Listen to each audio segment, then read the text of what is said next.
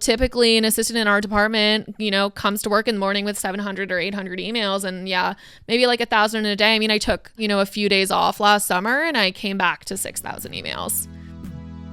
I'm literally speechless. I'm genuinely speechless. I had no idea. That was happening.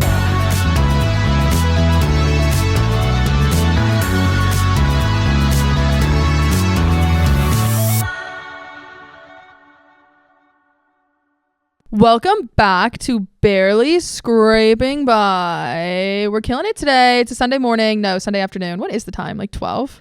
Yeah, like almost right on the dot. Right on the dot of 12. And I reached out to my friend and I said, hey, do you want to come on the pod and do a yippity yap? And she was like, of course, I would love to. And so Maya's on the pod today. We work together at the agency and she is actually pivoting into a different direction in her life. And I wanted her to come on and speak about her experience working at an agency, working at the digital department. She has a bunch of side projects and creative things she's interested in. And I wanted to kind of shed some light on your life and your perspective of what it's like being here, what it's like living here, but also you're moving. And so kind of just bringing light to all areas of your life. Well, thanks so much for having me, Claire. I'm super excited to be here. I love to talk. I love to talk about myself, which is what my boyfriend tells me. And the perfect person to have. Yeah, pretty much. Maybe you can tell that I'm an ex-podcaster. I don't know. We'll see.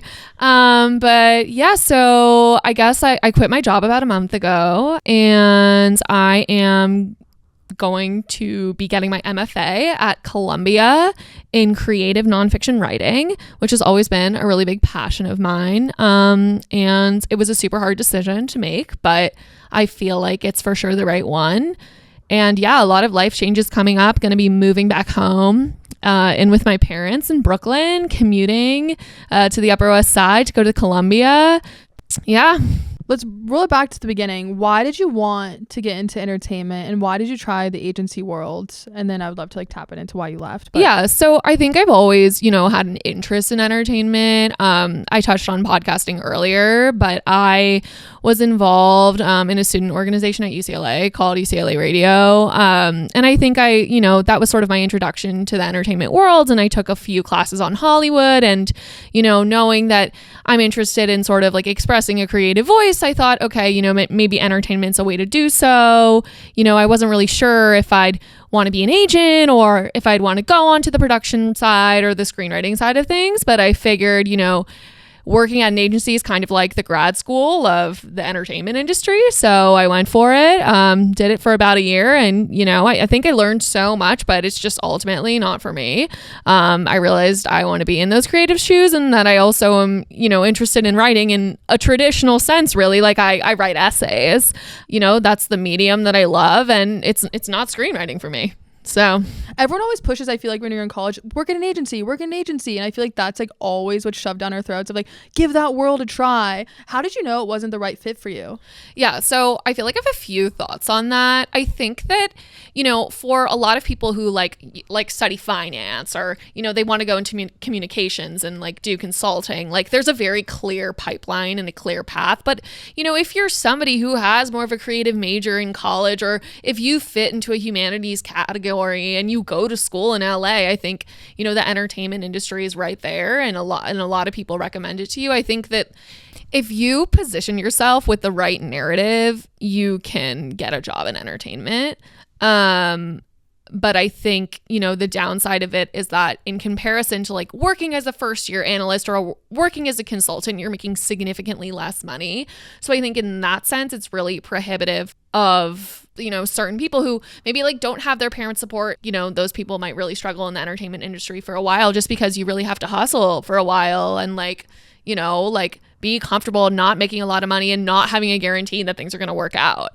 But I think, when you try to go work at an agency and to like provide some advice to people who want to go work at an agency, you just have to say that you're interested in business and that you care about money. And if you sort of, frame your creative work as, say sort of like, I was really creative in college, but, I really am interested in the business side of things. And that's where my passion lies. If you have the right narrative in an interview, the door opens.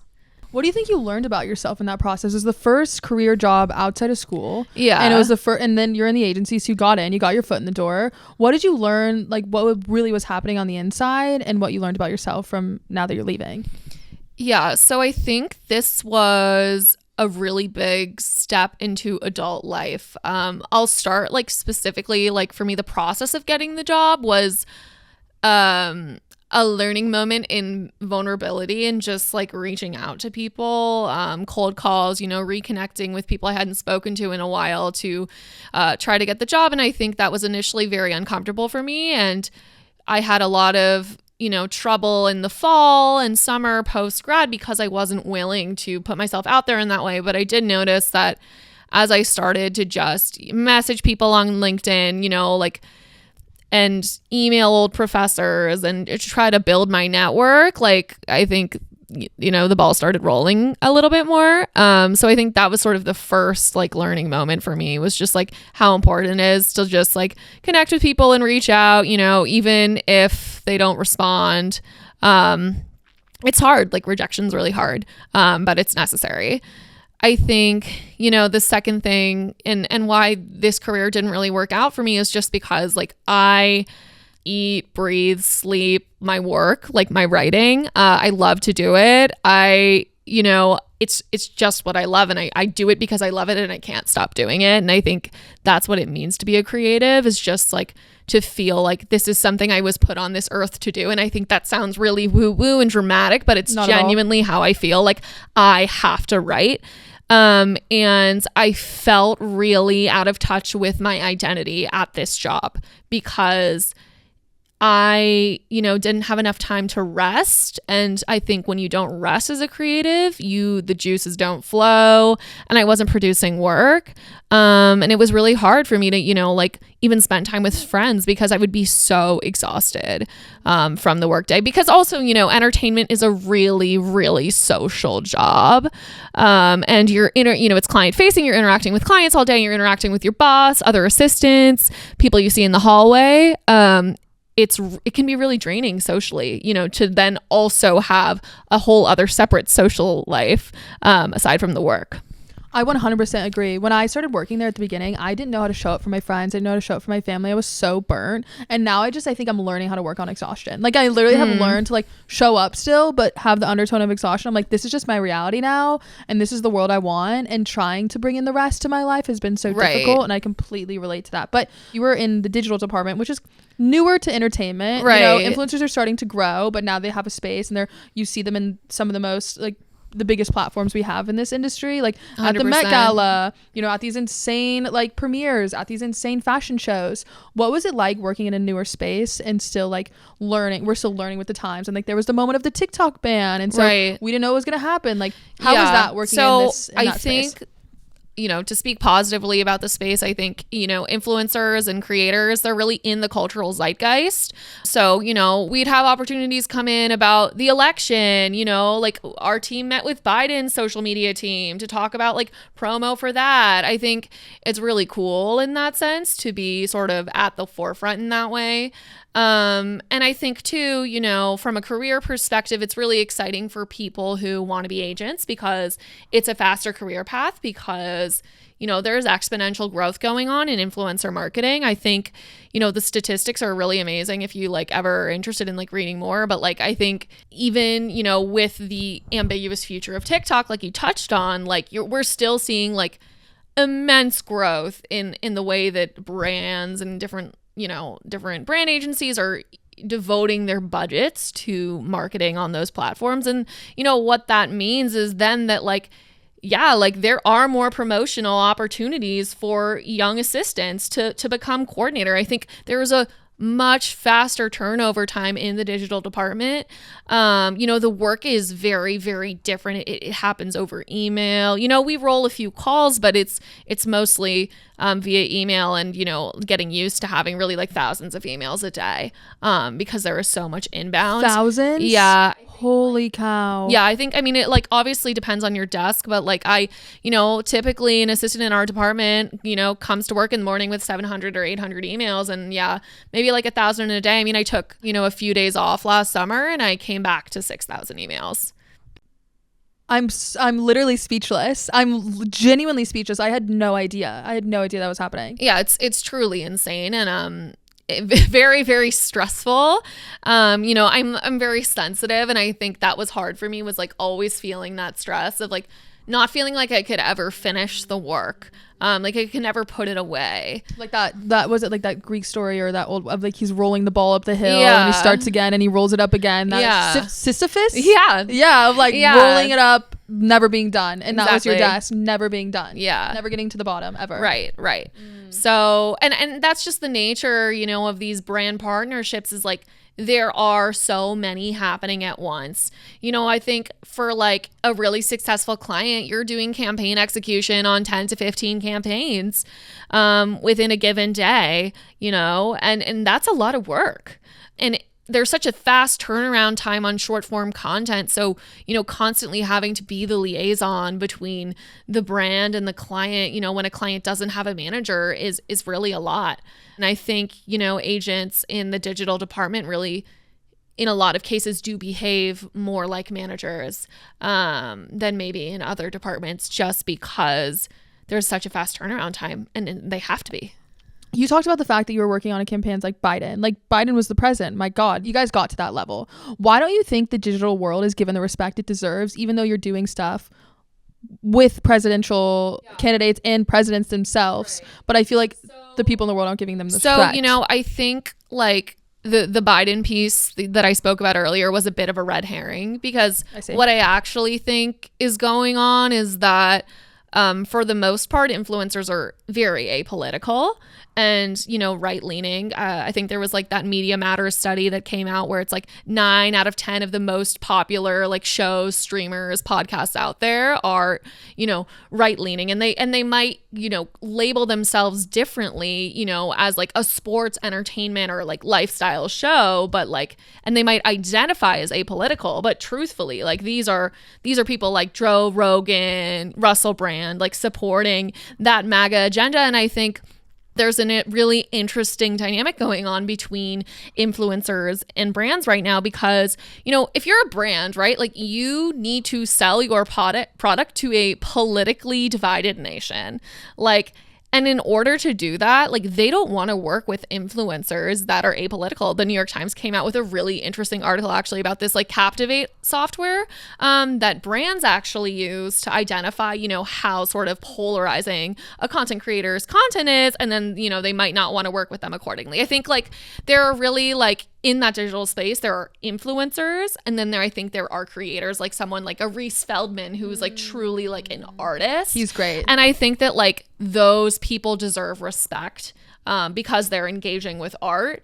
And, the people who use their platforms to talk about politics and to like share their ideas, like Eli Rollo is someone I've really liked for a long time. I think unfortunately their followings are smaller because they're political, and, they do drive away people who, are not interested in consuming that. But yeah, I think it's really hard. I think personally, I don't know how much respect I have for the influencers, who are in that space, who really like aren't like making art. I don't know if that's pretentious. I think it's great to make money. Like, yeah, like if I was an influencer and I had 100,000 followers and like brands were going to pay me money to make content, like I would do it. Right. But I think it doesn't have respect because it can feel almost like it's really accessible to people in a way, to sort of do it sloppily. But then at the same time, it isn't really accessible to everyone, because if you really share your ideas and like really want to produce creative work, then you're not going to have a way of bringing in income because brands don't want to work with you. So it's pretty complicated. It's a complicated landscape. I think there's a lot of potential. If I picture it in the opposite way, like say it wasn't historically true that like all of the money in this country was concentrated in the hands of the right, like, say that wasn't a thing, I think we could see a really like cool, different way that social media was used to like spread ideas and like, like really like truly be like that ideal of like a marketplace of ideas. And I think that's what people thought social media would be, you know, when they spoke about like the Arab Spring and people using social media to like, you know, coordinate different protests and spread a certain message. You know, that's what we thought when like there was the 2016 Women's March for Donald Trump. I mean, against Donald Trump. I was like 4. I was like, what? This is news to me. No. News to me. So it's complicated. Yeah. Interesting. How do you think, because you were saying at the beginning that your sense of self was you weren't tied to your sense of self in your work because what you're working on didn't fuel your passion, right? Is it because you were working with content that you didn't really have respect for? Yeah, I think that's a part of it. You know, I think I just got over it. Like, I worked with a lot of amazing clients whose work I respect, and I think like they have value, but I think what you realize in entertainment is that like when you're actually in the inside, you kind of understand, wait, like a lot of these people, they're working influencers, or they're working writers, or they're working actors, and they're not the most famous people, and you know, doing the administrative work for those people, and then they're also Trump supporters. Like, that was draining to me. Like, I was like, I'm not interested in the business side of things. I don't care about the money. If like their work is just so like absurd and awful and apolitical, like it just was really hard, because you know, I am really passionate about like being outspoken about politics and like engaging with critical ideas, and like, you know, especially like what it means to like be a woman on social media right now. You know, I think that that's something that I write about a lot, and so there was a really big cognitive dissonance for me doing that work. Can you talk about what it means to be a woman on social media right now? Yeah, so I think I like spoke about this in one of my recent Substack posts, which I guess I'll plug at the end of the please. Yeah, I'll tag it in episode. the YouTube. Yeah, crushing.substack.com. But fantastic. You know, I think it's really hard because we sort of have this idea that like what it means to be a feminist online is to have free will, right? So like someone like Alex Earle, we think of her as this like feminist icon just because she's like leveraged her following to make a lot of money. Like, okay, she's an entrepreneur, right? But she's apolitical. Like, she doesn't talk about politics. And I think that like her content is designed to be aspirational. That's what makes it attractive to brands, because brands want to sell to young girls like, you know, a product that will make them turn into Alex Earle. But that's not an attainable ideal. And I think it's really, really upsetting, like, you know, as a 12-year-old girl, to see someone like Alex, who is conventionally attractive, you know, and you know, has a lot of money. And, you know, she'll speak about like her acne journey and like her boob job. And it's like, we praise her for being vulnerable, but really she's not doing the important work of like saying, you know, these things are only attainable and like don't aspire to these things. And like she doesn't speak about politics at all. So that's not being a feminist, right? Like Sarah Palin is a woman with free will, but she's not a feminist. Like Marjorie Taylor Greene is a woman with free will, but she's not a feminist. And so I think we're too easy to say that these girl boss influencers are feminists when they're not, you know? Like, they're just not. And I think we need to talk about that. And it sucks to be, you know, helping the business of these people who like don't support other women. Why do you think we are saying that they are girl bosses and that we are putting them on these pedestals? And in our eyes, that is feminism. And speaking about your acne or your boob job, wow, look how empowering she is. When Kendall Jenner a couple of years came out, she was the proactive, like face of proactive. They're like, sure, we're going to reveal something. Turns out she just had acne as a 20-year-old. Like, right. Whoop-de-doo. Like, why do you think there's so much praise around these moments, and that is our version of feminism in the current environment? I mean, I think it's just an antiquated idea. It's like what feminism used to be, you know, like the problem with No Name and like Betty Friedan's work. It's like, okay, yes, like, you know, a lot of the work of like second wave feminism was just identifying that like, yeah, women do need to be empowered. Okay, great. Like, we've empowered women, you know, but now it's about like looking at the details and like unpacking, you know. I think the problem with the way that we frame feminism is that we look at feminism in a selfish way. like, you know, like I think that being empowered as a woman can also mean that you're selfish and you don't think about the consequences of your actions and how they impact other women. And I think that's what we need to be doing. We need to be thinking about how, you know, the things that we post online impact other women, because like feminism is about community, and also like being an adult is about community, and it's about like thinking about how you impact other people. And I think that's what I hate online, is just how miserable some of these influencers make people feel. No, I completely agree, and they don't even know it, and they don't even realize the influence that they do have. When I was 12 or 13 or 14, if I had TikTok, I'd be a dead man walking. Yeah. The influence that they'd have and the power that they'd have over me would be insane. And that's what I think about. I think about these young women who are looking up to these people, and it's like, no. And even on the Sephora on the corner, like by our work or your past work, but like I would see these girls coming out with like these little girls, like literally 8, 10, like tiny girls, like, and they're full of makeup in their bags. And I'm just like, no. Like, I don't want to place my ideals onto them and their parenting, but I'm just like, oh, no, like, you don't need that. Like, you are Right. And I think, you know, there's nothing like, okay, like to emphasize here, like there's nothing wrong with like getting a boob job. There's nothing wrong with like speaking about your acne journey, but it's just like you have to do it in a self-aware way. You know, when you speak about your acne journey, just say like, you know, like I can pay for these products to like cover up my acne, like even though it's been really hard. You know, I think there's a level of transparency that is necessary online in order to not make people feel bad. And I think that requires vulnerability on behalf of the creator, and they don't always want to go there. And they also don't go there just because, like, again, their income is dependent on these brands wanting to work with them, and brands don't want to work with them if there is a level of controversy. Self-awareness, that's a word that I want to stick on for a second. I feel like there's absolutely no self-awareness in the current age. Like, like I feel like self-awareness is like down the toilet. Like no one knows what they're doing. Why do you think that is?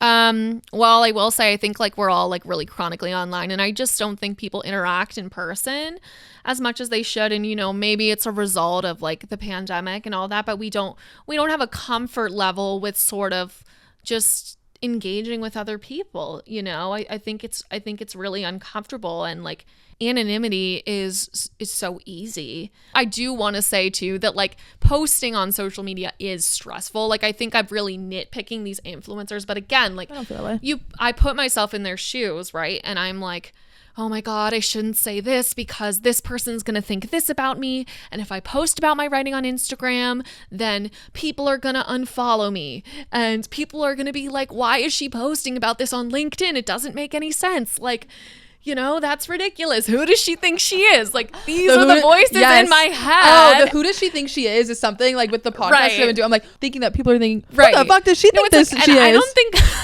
don't think I am anyone. You are everyone. You are the moment. No, but I just love to write, and I love to like share my ideas and like engage with these complex issues. And that's why I'm putting it out there. And also because like I want to make a career out of it. And like my parents are paying for this grad school. So like, yeah, I better start fucking posting about it on my Instagram.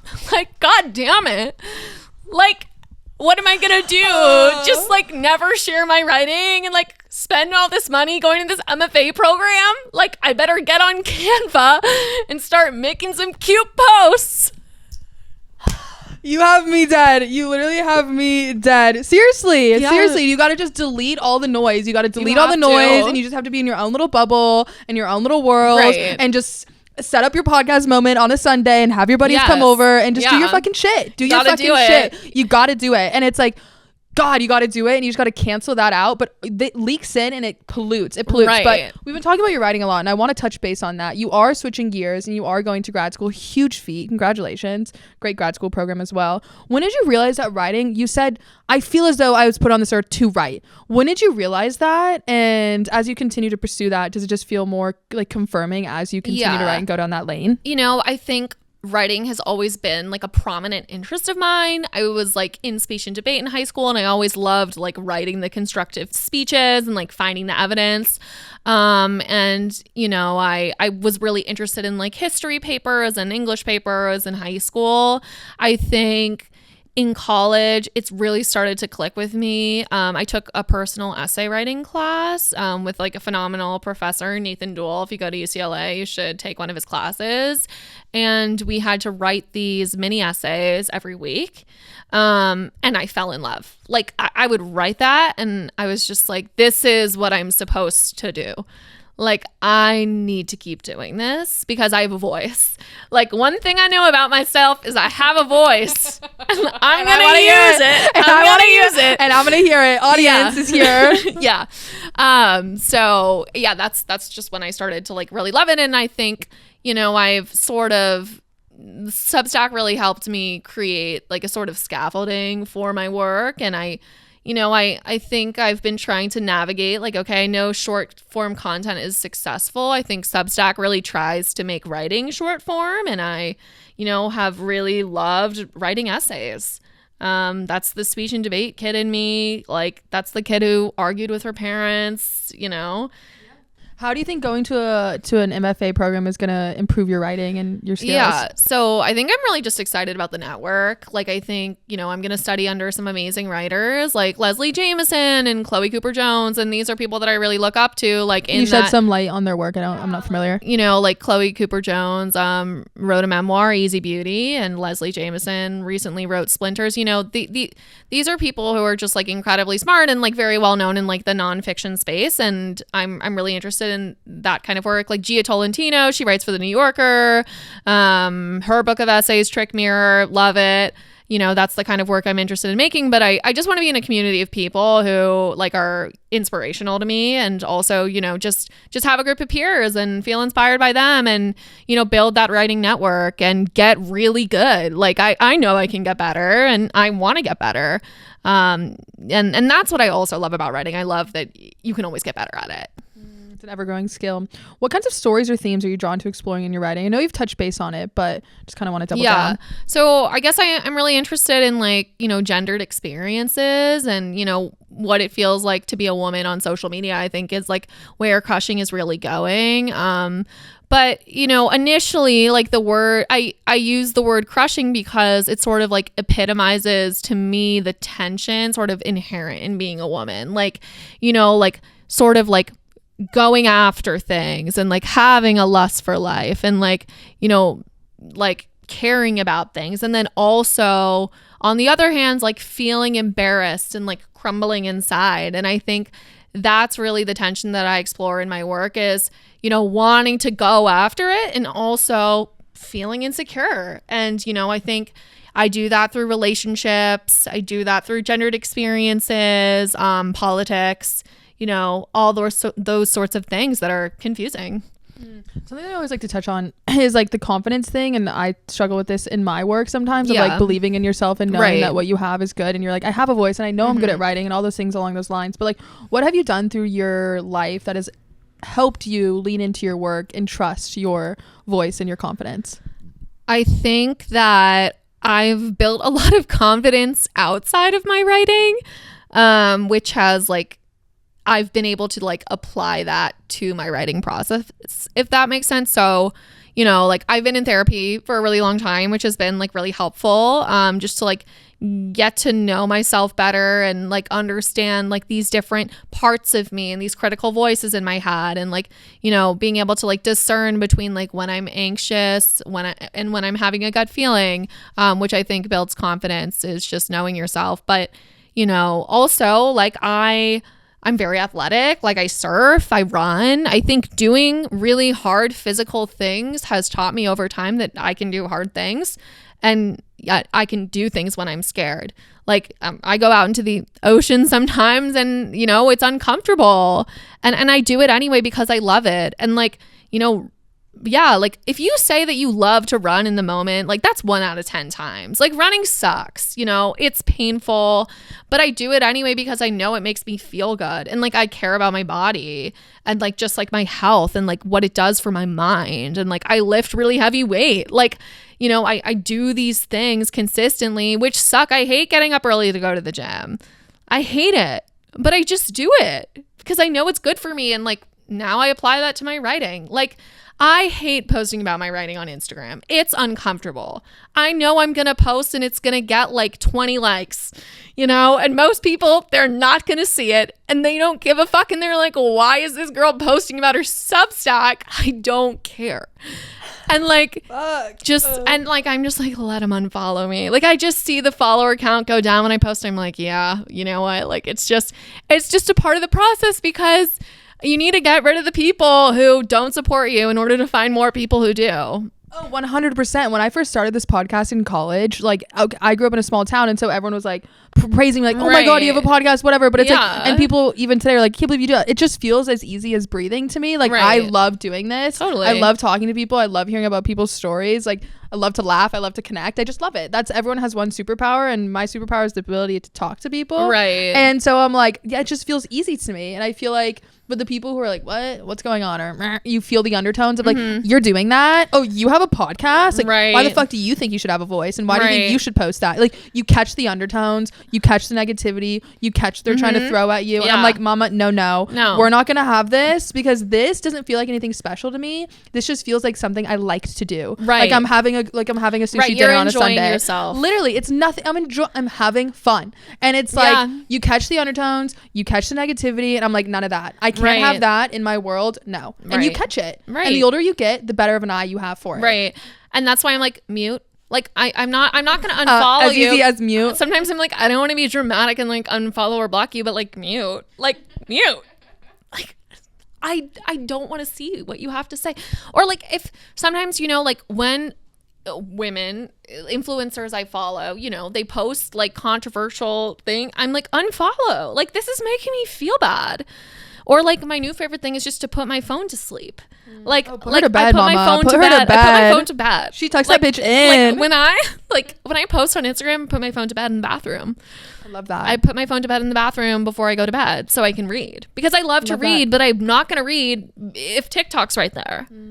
And that's what it is. I think it's just being aware of back to self-awareness. It's feeling those emotions. We're taking in so much. If it's not just on social media, in life, whatever happens. But it's like, that's why when I was having that conversation with you about a month ago and you were telling me about the fact that you were leaving, and it's like feeling those things, letting those things rise in you. Oh, this post is making me uncomfortable. This person is making me feel uncomfortable. I left this hangout and they're making me feel like this. Yeah. It's just being aware of those feelings. And I think that like when I was starting to get uncomfortable in work because I'm a little checked out and want to leave, I was like, what is this feeling? Oh my God. And then I started realizing the people that didn't make me feel good. And then I started catching the undertones of like, oh, you're actually insulting me but you're drenching it in kindness. But that's not kindness. You're being a dick. Yeah. And it's like, you don't see any of that until you really start to just let them come, feel it, and then leave. And I took a lot of inspiration from you when you were talking about the fact that you wanted to leave, because people are like, be grateful. Oh my God, you have this opportunity. Why are you going? You're going back to school? And it's like, no, you listen to yourself and you found your you already have a voice, and you just leaned in. And I found that so incredible, because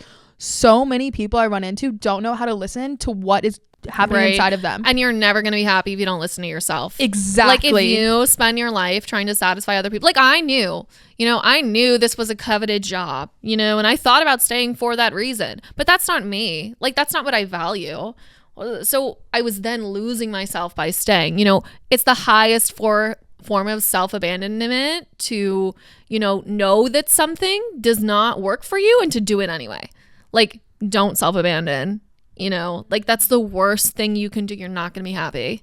How beautiful. I didn't even think of it like that. And I've never used that word to think of it like that. You are the only person you have in this internal crazy chaos is yourself. Yeah. The only person you have to navigate the internal world is yourself. No one can come inside of you and hold your hand. And sometimes I feel myself externalizing my anxiety and externalizing my thoughts and being like, give me peace, give me a path, give me somewhere I can lean on. And they're like, no, because the only person who's here for you is this noggin upstairs and yourself. There's no forever except for your relationship with yourself. 100%. Like there's no guarantee, like in your career, in relationships, in friendships, like it can all just disappear. Like, we can't control other people. That's the reality, but we can control ourselves.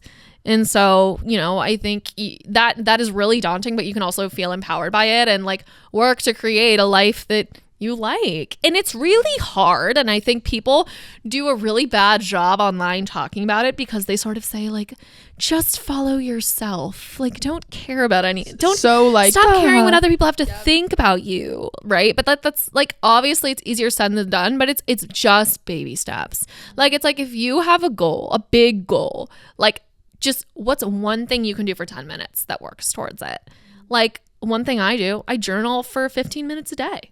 And some days I don't do it, but because I do that, I'm just writing more and I'm, putting my ideas on paper and it gives me more material, helps me work towards my goals, like bite-sized, like exactly. Yeah. Edible. Because it's like if you set an insane goal for yourself, you're not going to be able to run a marathon tomorrow. You're going to have to do weeks and weeks of training. No. And I think that's what I've learned the most is like when you set a goal, you're not going to achieve it tomorrow. Right. But also something I've noticed about myself, I don't notice the things I'm already doing. Like it feels like everything behind me, I'm like, oh, I didn't do anything. But if you reflect and you look back, you're like, I did this and I did that and I did this and I did that. And it's just like constantly reminding yourself you're getting there every step of the way and being the person in your corner to be like, no, you're getting there and you're okay. Yeah, totally. Yeah, I think that like reflection is really key. And like however you do it, like people reflect when they run, they reflect in their journals, they reflect before going to bed, like whatever time you have to like do like a check-in and be like, how are we doing? How are we doing? Like, how am I feeling? Just leaning into how you feel and respond. That's exactly. But I also wanted to touch base on the fact that you are traveling before you go to grad school. And I think that's true. So traveling in your 20s is huge. I think that's really important to prioritize. I try to prioritize as much as possible. Can you talk about your travels before you head off to school? So I think I have like a little bit of a complicated relationship with this because when I was like at first looking for my job, I was like, I can't believe all these people are just traveling. Like, why are they doing that? And I think I was really upset by it because I think in my heart, I knew it was something I wanted to do. And I will say, like, having worked my job, like I've set myself up to be able to pay for my traveling. It was not something I could have like afforded to do. So I think that's like, one thing to point out. But I think a lot of, my animosity towards those like travel posts on Instagram was like really that there was like an adventurer in me that wanted to come out that couldn't come out in the corporate life. And also, that ended up teaching me a lot about who I am, which is like, I can't work a traditional 9 to 5. I think I'd be a great teacher. I need something to make money where I can also write. And there's you don't have to be famous to be able to do what you love. Like, I could teach at a private high school in New York and I can have a Substack and be a writer and write articles. And like that to me would be a great life, So to talk about traveling. So I guess I like took this advice from my brother, which is like, there's not a right time to travel and you're gonna, waste a lot of time, like trying to coordinate with other people and wait for the right plan. But like, no, you just go. Like you just go. And I know that I have a unique opportunity where, I have some money saved. I'm not working a corporate job and I have a plan, I'm starting school at Columbia. So I'm just going in June. I'm moving back to New York and I'm going by myself. I'm staying in hostels. I'm doing it and I'm afraid, but I'm still going to do it. Oh, that's the best. I think the most I've ever learned about myself is through my solo travels. It's like literally pouring ice cold water on your head and being like, this is you. Because in the moments when you're afraid or you don't know what's going to happen next, you don't speak the language. Like back to you only have yourself. And I feel like it was like a crash course in Claire. And that's why I feel like I was able to expedite my maturity and my self-growth through my solo travels. And I've done group travel and family travel. But I feel like when I started solo traveling at 17, I like did that shit. I'm like, I can't wait. I have 4 siblings. There's 7 of us. Getting us all on the same track. Getting us all in the country. I'm like, this is never going to happen. If I sit around like tapping my foot, I'm never going to go anywhere. My most challenging and fearful moments have been solo traveling, but my most rewarding and most self-fulfilling moments have been in those travels. I just think it's like one of those things in life that, like you said, like expedites that learning process. Like when you're alone and you're forced to face challenges. I think being in a relationship is another one of those things that expedites that learning process because you just have to, work with the other person as they are.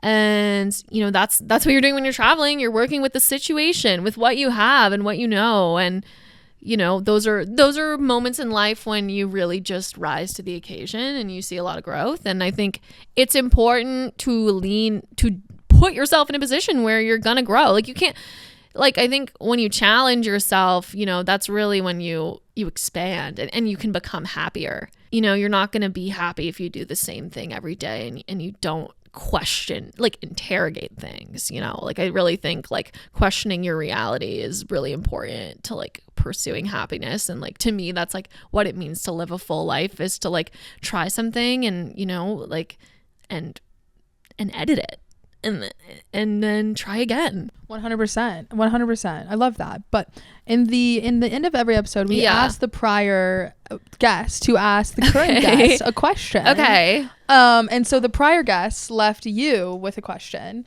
and she said, it could be any question. She said, "What fun little treat gets you through the day?" A fun little treat. Okay, like I know that I need to have like 3 coffees in a day. Like, and it gets me through. Like I wake up and I know that I'm going to have like a little cappuccino. I'm going to have a little snack before I work out, and then I'm going to do it. Like, if you're not eating before you work out, like, that's a mistake. Like, you should eat before you work out. Like, you're going to have a way better workout. You're going to be so happy because the first thing when you do when you wake up is going to be to eat something yummy. And like, that's what I look forward to. My coffee gets me out of my bed every day too. What is something you want to ask the next guest? It could literally be anything. Where do you see yourself 10 years from now? Oof, I've been asked that question and I always have a hard time answering it, because where I see that's a great question. I love that question because it really makes you think, because where I thought I'd be today is nowhere near that's where why I thought it was going to be 5 years from now. Not even a lick. Like, never is. And that's the beauty of it. Mm-hmm. No matter how hard you plan, it will never turn out the way you think it will, and you just got to hold on tight, because this shit's fucking scary, but enjoy the ride. Yeah. And on that note, thank you for coming on. Thank you for sharing your thoughts. Thank you for being here. This was really fun, and I love that you're doing this. Oh, thank you. I chuckled. I had a great time, and I'm excited to see what you do in New York, because it's going to be an adventure. And please read her stuff on Substack. It is incredible. I started reading it about a month ago. She has such a clear voice, and you write so well, and it flows so well, and it's generally just an entertaining piece, and you really clearly put in your points. And every single time I read it, I'm like, I'm loving life. Thank you, Claire. Of course. It's been a pleasure. Always. The pleasure's all mine. Okay. Thank you.